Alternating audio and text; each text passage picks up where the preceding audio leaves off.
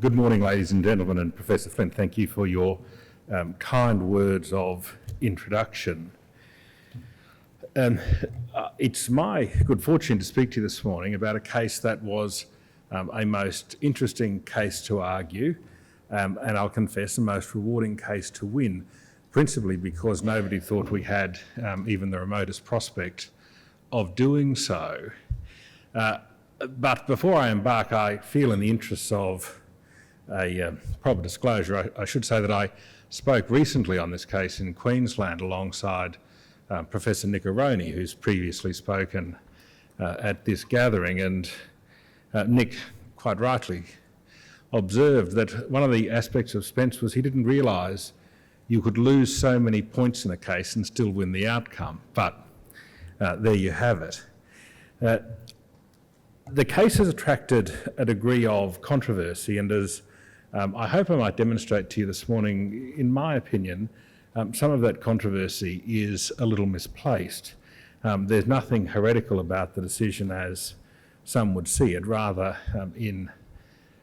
my view, it is simply a relatively orthodox outcome that is ultimately a tribute to the common law method in which we resolve issues in this country. I was a little tempted to, in fact, rename my speech Heartland because, for reasons I'll come to, that's a topic that seems to have engaged much of the commentary in the area. But I stuck with the topic I had chosen principally because I saw it as important as recognising that Spence should be seen as a principled development from engineers, from the payroll tax case, from work choices, rather than some departure from them. There are three topics I want to develop with you this morning, ladies and gentlemen. The first is in relation to the test of characterisation that was adopted by the majority, Chief Justice Kiefel and Justices Bell, Gageler and Keane, and compare that to the approach to characterisation of the minority, and I'll simply pick Justice Nettles' characterisation in that regard, really to demonstrate that the test that they apply is not in fact different. That'll take me to the second topic that I wish to canvass with you, and that is the place of purpose in applying that test of characterisation, and the more than slight hint contained in the majority's judgment of an adoption of proportionality, which we've come to know so much of in the implied freedom space, and really as an area to watch for the development in this part of the law. And then finally, that the result should not be seen as a startling one. And to the extent there are people who do see it as startling, in my respectful opinion, that's because a somewhat dogmatic perception has been created about what engineers stood for and what Justice Windeyer had subsequently met in the payroll tax case, and ultimately how the law in that regard had been restated by the majority in work choices. If I can then move to the first of those topics, but before I do, I should give a very brief outline of the facts for those who mightn't be familiar with them. Queensland passed some what are colloquially described as developer donation ban laws. New South Wales had had laws for some considerable time in that regard. It would be fair to say that the Queensland legislature had not gone out of its way to accommodate the Commonwealth in any way in how it had legislated them. It had effectively provided that you could not make a donation to a state-registered political party if you were a particular class of person, and that was effectively a residential property developer. And obviously today is not the day to agitate the rights and wrongs of that, but that was the nature of the law. Now, the LNP, like all of the significant political parties in Australia, is organised by a structure of effectively either an incorporated or unincorporated association which registers both at the state and federal level. So the operation of the Queensland law was to prevent a state and federally registered political party from taking donations from property developers in Queensland. Now the Commonwealth, that was challenged by the President of the LNP, the Commonwealth intervened in support of the LNP, and they took a series of points about an exclusivity and asserted exclusivity of Commonwealth legislative power when it came to federal elections, and on the strength of some High Court authority, to be fair. But ultimately, the Commonwealth took a belts and braces attitude to the matter and enacted a provision in the Commonwealth Electoral Act, 302CA, and the effect of 302CA was to, in effect, wind back the Queensland law in so much as a donation might be given to a property developer in Queensland for a federal electoral purpose, or that may be used for a federal electoral purpose. Now, the consequence of that last part of it, which became critical in the outcome of the case, was that it rendered naught the Queensland law, because provided the developer didn't expressly state that it was to be used for a state electoral purpose,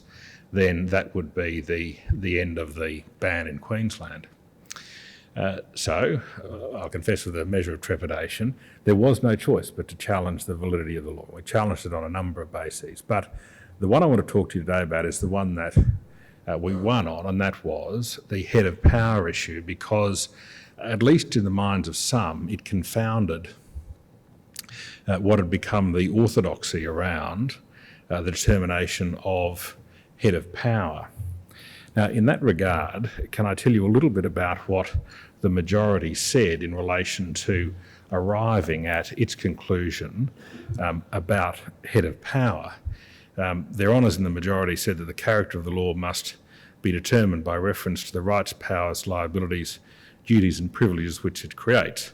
adopting the language of work choices, and in a way that was, in every sense, uncontroversial, and went on to say that the description of the law with respect to that subject matter, if the legal or practical operation of the law is not so insubstantial, tenuous or distant, that the law ought not be regarded as enacted with respect to the subject matter. Again, an undoubted statement of orthodoxy. Their honours in the majority went on to say that the standard explanation of the principles governing characterisation of Commonwealth law is that the sufficiency of the connection of a Commonwealth law with the subject matter of a conferral of legislative power can turn on questions of degree. That led their honours to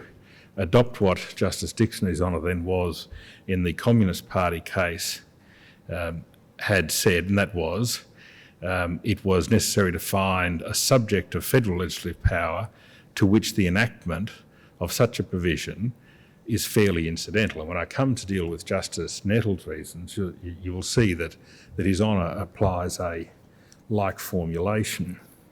That ultimately led the majority to conclude their analysis of the test and the conclusion they arrived at in this way, and focused on the fact that the operation of the Commonwealth law meant that a donation that was given to a state-registered party and may, not must, be applied for federal purposes, had therefore wound back the state prohibition, said this: the contrast between the slightness of the impact of 302CA on the subject matter of the federal electoral process and its much greater impact on matters outside that subject matter points strongly to a purpose that cannot be said to be incidental to that subject matter. And then they conclude, having regard both to the tenuous connection between 302CA of the Commonwealth Electoral Act and the federal electoral process, and to the section's purpose to confer an immunity from state laws in respect to the subject matter outside of the subject matter of Commonwealth legislative power, the section cannot be supported. Now, there are two concepts employed there. The first of those is an exceptional exercise of the characterisation of a Commonwealth law. The second of those, in relation to purpose, has turned out to be more controversial.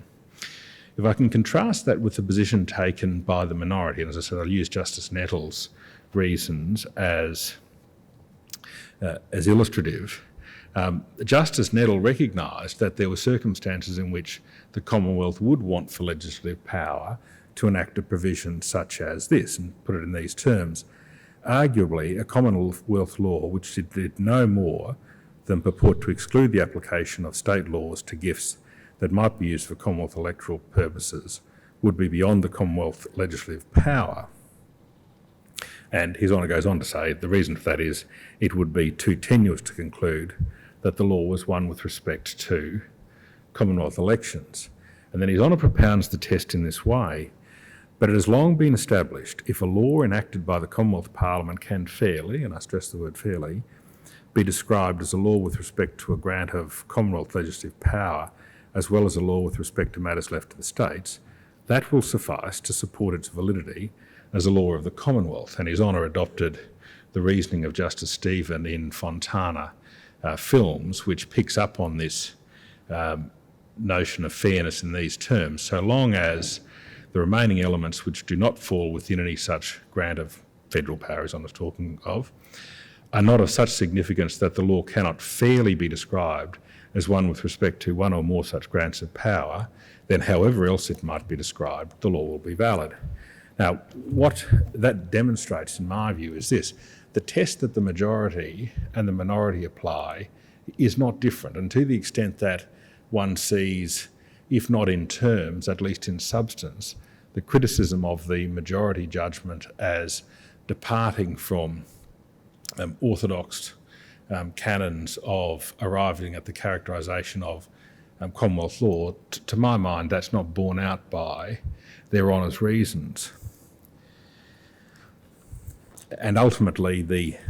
difference between the minority and the majority is not the test they apply, but ultimately the answer they come to, that characterisation inquiry. Nothing particularly exceptional in that. Case law is replete with occasions where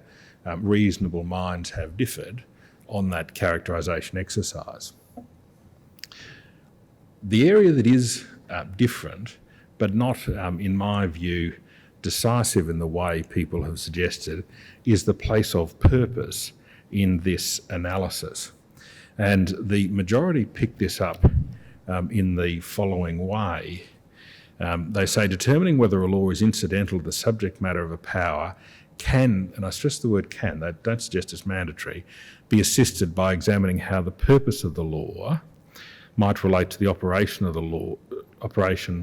the law to the subject matter of the power. Their Honours go on, applying that manner of characterisation, a law the purpose or object of which is the protection of something that is encompassed within the subject matter of a conferral of legislative power may yet not be a law with respect to that subject matter because the law is insufficiently adapted to achieve that purpose, having regard both to the breadth and intensity of the impact of the law on other matters. Picking up an analysis of Professor Stelios, and that led their Honours to say the point presently to be made is that consideration of the purposes which the law is or is not appropriate and adapted to achieve may illuminate the required connection to the relevant head of power. Now, it's remarks like that that has animated, it would be fair to say, some commentators and inclined them to assert that there is a pre-engineer's pro-reserve powers heresy embedded in the majority judgment. And in my view, that's just not right. Their Honours had identified those matters that might, not must, be relevant, depending on the circumstances of the case, to ascertain whether, in fact, a particular law bore an appropriate connection with a Commonwealth head of power to enable the Commonwealth to legislate in respect of it. Their Honours, in that regard, went on to pick up the reasoning of Chief Justice Dixon in the second uniform tax case, where His Honour had said, in respect of the legislation in that case, that it appeared to go beyond any true conception of what is incidental to a legislative power, and under colour of recourse to the incidence of a power expressly granted, to attempt to advance or extend the substantive power actually granted to the Commonwealth until it reaches into the exercise of constitutional powers of the states, a matter that we'll see particularly informed their Honours' analysis. And their Honours go on in this regard to pick up the reasoning of Chief Justice Gibbs in Gazzo, which has been the subject of some criticism, but their Honours took the view this aspect of it was either not the subject of criticism, or at least not the subject of justifiable criticism. Whereas Honour had reasoned that a provision cannot be said to be incidental to the subject matter of a power simply because, in a general way, it facilitates the execution of the power, and then considering whether a law is incidental to the subject matter of a Commonwealth power, it is not always irrelevant that the effect of the law is to invade state power. Now, again, topics that animate those who consider that engineers, in putting to bed any notion of a reserve powers doctrine, thereby foreclosed any inquiry into the operation of the law as an incursion into state power, whatever that might ultimately mean. But ultimately, to use the vernacular, the real kicker in the majority's judgment comes in paragraphs 79 and 80, where their Honours say the ultimate purpose of the section can, on that basis, be generalised as being to protect a source of funds which might, but need not, be deployed by a political entity in a federal electoral process. The difficulty with accepting the purpose so postulated by the Commonwealth lies in the disconformity between the purpose and the breadth of the operation of Section 203CA, to which attention has been drawn. The section confers immunity from the application of state and territory laws that would otherwise limit the availability of funds to political entities to pursue a range of activities having no connection with federal elections. And the icing on the cake was to say they include activities the regulation of which is within the heartland of state legislative power. Now, I note my friend Mr Sexton, the Solicitor General for New South Wales, is present with us. He's not given to light sleeping, but if you were a State Solicitor General and finding rest at night was hard to you, you'd keep paragraph 80 of the judgment right by your bed, because that seems to be manna from heaven from a court that had been considered to be somewhat reluctant to adopt rationales like that. Can I suggest to you that these things might be observed from that approach that can be seen in the majority? Firstly, purpose can, but not must, assist in the characterisation of the relevant connection of a Commonwealth law to the Commonwealth power. Secondly,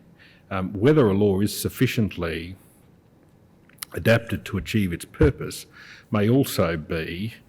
bear upon this inquiry. Thirdly, the consequence is that there is the real prospect that notions of proportionality testing of the kind we have seen ventilated so enthusiastically in the implied freedom space will be employed in argument in this characterisation exercise going forward. And finally, that it would be wrong to see, as far as I read the majority's judgment, that their honours have put issues about purpose and whether a law is adapted and the extent of its incursion into the operation of state laws as anything more than, as they've come to describe it in the implied freedom field, a tool of analysis. And if it's seen in that context, then it is really nothing more than an outworking of our common law method to the unique circumstances of a particular case, consistent with, rather than a departure from, those cases that had led to it, and most recently work choices. In the remaining time, can I then deal with the final topic, and that is that, in my view, the result should not be seen as a startling one. And the reason I make that assertion is this. It seems that too much, if I may suggest, has been read into the decision in work choices and the cases that it embraced, starting with the engineers case. And to those who suggest that there is a never-ending reduction of state power going to the Commonwealth as a result of the framework of the Australian Constitution and the breadth with which the enumerated powers in favour of the Commonwealth are construed in that document, and the Allied operation of 109, those people tend to draw on work choices in the cases that went before it. And in particular, there's a tendency to draw on Justice Windier's analysis in the payroll tax case, where His Honour made this observation: the colonies which in 1901 became states in the new Commonwealth were not before then sovereign bodies in any strict legal sense, and certainly the Constitution did not make them so. They were self-governing colonies which, when the Commonwealth came into existence as a new dominion of the Crown, lost some of their former powers and gained no new powers. They became components of a federation of the Commonwealth. Now, the difficulty is that those who have embraced this to say that Commonwealth power must always increase, state power must always contract, fail to recognise that Justice Windier was simply observing an historical fact about the method of coming into existence of the Australian Federation, and in particular, where His Honour had said they, being the states, became components of the Federation, the Commonwealth of Australia, and that at Federation the states came to enjoy a status they had not previously enjoyed. True it is, at that time, powers that previously had resided in them as colonies passed now to the Commonwealth, and those powers were significant, and in the working out of the Federation, that would have some significant effects. But at the same time, the state's powers, residual powers, became entrenched, and they as polities became entrenched in this broader Australian Federation. And likewise, that where Justice Windier in that case had talked about the position of the Commonwealth government had waxed and that of the state had waned, one needs to see it in perspective. His Honour was writing in 1970, 70 years after the Federation, a Federation that had been punctuated by the engineers case, itself, as everybody seems to accept, reflecting the outworkings of the Second World War, First World War, the consequences of the Second World War, and the fact that this new government between 1901 and 1970 had in effect come to expand to take on its full complement of powers. His Honour was not anywhere saying, as I read the case, that would happen forever, and that there might not be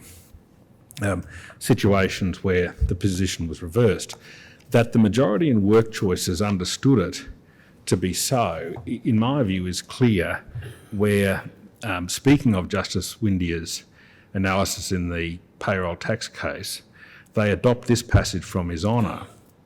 That is not surprising, for the Constitution is not an ordinary statute. It is a fundamental law. In any country where the spirit of the common law holds sway, the enunciation by courts of constitutional principles based on the interpretation of written constitution may vary and develop in response to changing circumstances. This does not mean that courts have transgressed lawful boundaries or that they may do so. And to those who are critics of the decision in Spence as, in effect, a heresy intending to reintroduce a reserved powers doctrine and inconsistent with engineers' payroll tax case work choices, in my respectful opinion, that is to miss the vitality and the rigour that our common law tradition and method introduces to the construction of the Constitution, which is a document for the ages, intended, as interpreted by ultimately the High Court, to endure and adapt to circumstances as they change. And in that regard, it is as well to note something of minority judgments. This topic has been canvassed in this city a couple of times recently in the last few weeks. Justice Gageler spoke on the engineers case in the lead up to its centenary of decision, and then my friend, the Solicitor for the Commonwealth, spoke specifically on Spence. And in Justice Gageler's address to the University of Melbourne symposium, which I could commend to all of you, His Honour spoke of the importance of both the majority and the minority in cases like this, and how the minority forms an important part ultimately of illuminating the case that goes forward. And in that regard, I might simply pick up to conclude with an observation of Justice Callanan in dissent in Work Choices. His Honour also called Justice Windeyer in aid in his decision in Ricola Pipes, and quoted Justice Windeyer as saying, "The question whether an enactment truly answers to the description of a law with respect to a given subject matter must be decided as it arises in any particular case in reference to the facts of that case." And to do so, as I say, is consistent with our common law method. Ultimately, in my view, Spence did not produce some marked shift in judicial attitude to federal-state relations. Work Choices tells us to eschew any preconceptions of a particular federal-state balance, and rather one goes to the text and structure of the Constitution for its proper construction according to orthodox canons of constructions, and that will give an answer in an individual case, as it did in Spence. That said, what it might mean for the second century of our federation is that where the first century was marked by an apparent ever-decreasing area of state power and increasing area of Commonwealth power, that might well be explained by the fact that in a new federation, in a new polity that didn't have an analogue pre-federations, in contradistinction to the states, that the consequence is that the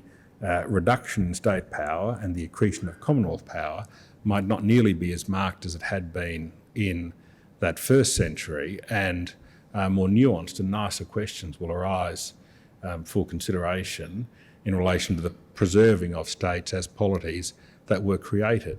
by the Constitution. Ladies and gentlemen, thank you for your attention.